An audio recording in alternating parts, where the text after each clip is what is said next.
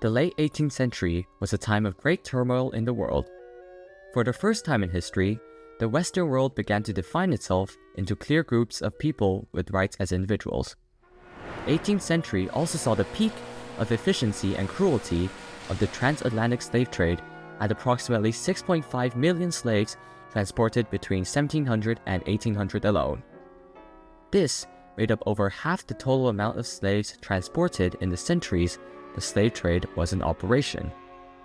The normalization and increased practice of trading people for profit led directly to the high ratio of enslaved people to those that claimed to own them on Saint Domingue, leading to the success of the revolution. Taking inspiration from the ideas of equality and justice from the new French government, and more importantly, tiring of an inhumane treatment, the large and mostly enslaved population of French colony Saint Domingue revolted.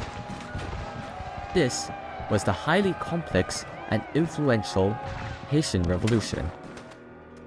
While some may argue that the French Revolution played the largest role in sparking that of the Haitians in the late 18th century, the Haitian Revolution was fueled by the imbalance of economic responsibilities imposed on the enslaved people by the French and the lack of rights they had to their own freedoms.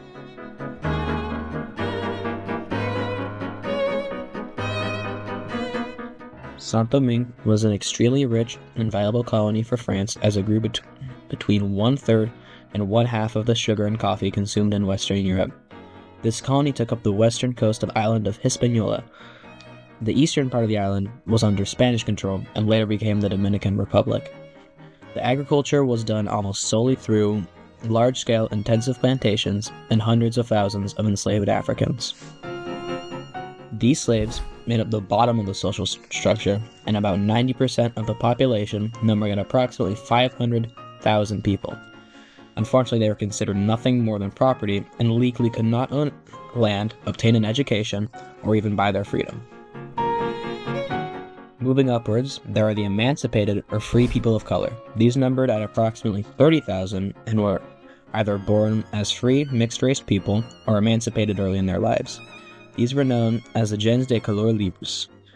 Although emancipated, these people faced lots of discrimination and were employed at a variety of jobs, including their own businesses, working under petits blancs, or even acting as slave catchers to hunt down runaways. Unlike those who were not lucky enough to be emancipated, free people of color could own land, businesses, and slaves. This does not mean that land and opportunities were given to them as much as white landowners, because they were most certainly not. Moving up again in the hierarchy, there were the white owners of small businesses in Saint-Domingue, known as petits blancs. These also numbered around 30,000 and worked mostly as artisans and came from different parts of Europe attempting to tap into the economy around Saint-Domingue. This was an economy defined by the extremely wealthy white plantation owners known as Grands Blancs. These make up the final social class and are positioned at the top of the social and racial hierarchy. These are mainly French and enslaved thousands to keep the extremely intensive plantations profitable. These numbered around 40,000, and Grands Blancs most often lived in France most of the time, but owned most of the land in the colony.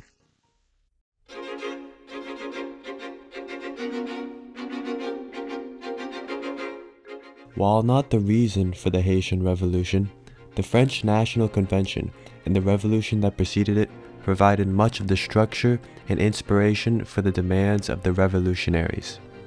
The French Revolution began 2 years earlier than the Haitians in 1789. Its Enlightenment qualities of equality and self-government reverberated through the empire all the way to Saint-Domingue, where it was interpreted in several ways. Grands Blancs saw promises of equality and self-government as threatening due to existing concerns about the gens de couleur libre gaining more power. They were more concerned about emancipated people of color as they already had property rights. Most people did not think the enslaved people were capable of wanting rights or revolting. It was, as Michel Wolfe-Touillot stated, an unthinkable revolution. It went against the popular illusion that those who were enslaved were not human and therefore incapable of decidedly human rights such as self-determination, property, and pursuit of happiness. The very news of a revolt was enough to unsettle slave owners around the world. In fact, the success of the Haitian Revolution not only led to paranoia that it would spread to the Americas, but also several new debates and abolitionist stances. The revolution sent a clear message that the natural laws of life, liberty, and property applied to enslaved people. The Haitian Revolution and acts of rebellion like it served as large causes for the eventual worldwide abolishment of slavery.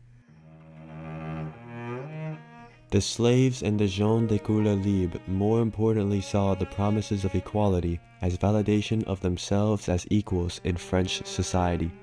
While the gens de couleur libre fought against the slaves, they also fought against Grands Blancs in order to secure rights for themselves after the revolution. The motivation to revolt was already present in the cruelty of imposed responsibilities of the slaves to fuel the French cash crop economy. The renewed French government only inadvertently sanctioned the revolt in the revolutionaries' eyes. In 1791, a charismatic voodoo priest named Duty Boekman incited a large, violent uprising that grew from several thousand to hundreds of thousands of slaves in just a few years. Although Boekman died shortly after his initial revolt, leadership soon fell upon Toussaint Louverture, who would consolidate and legitimize the revolution under a constitution and military strategy. The violent revolt started disorganized and fractured throughout Saint-Domingue and continued to be this way until slavery was abolished throughout the French Empire, due in part to the revolt in the colony. However, the targets of the revolts were consistently the oppressive plantation owners and others that slaves grew to resent over time.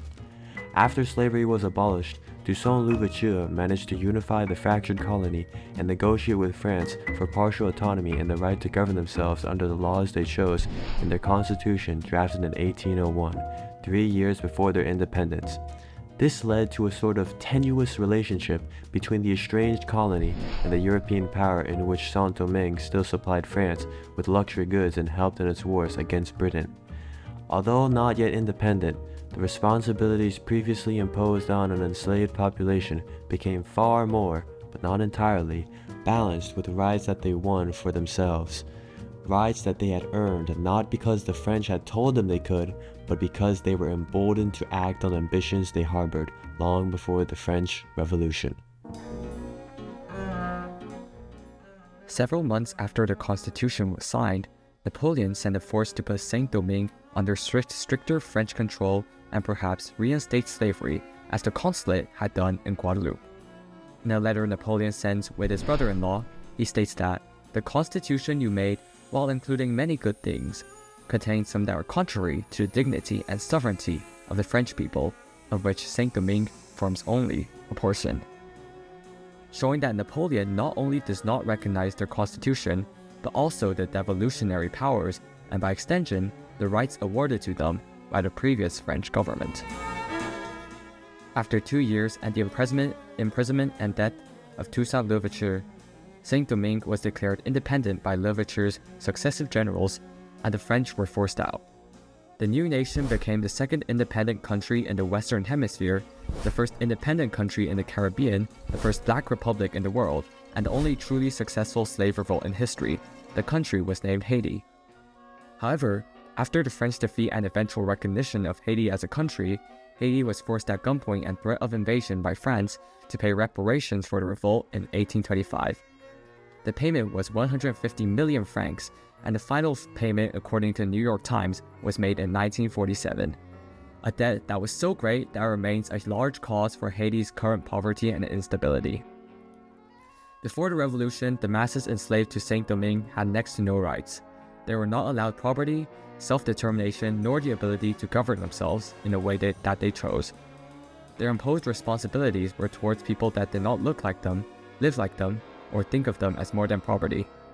After the revolution, they were recognized as the first nation of their kind with rights enshrined in the Constitution and Enlightenment ideals delivered by former slaves. Their responsibilities were to themselves as citizens of their own country, responsibilities inspired by the French, but not delivered by or copied from them.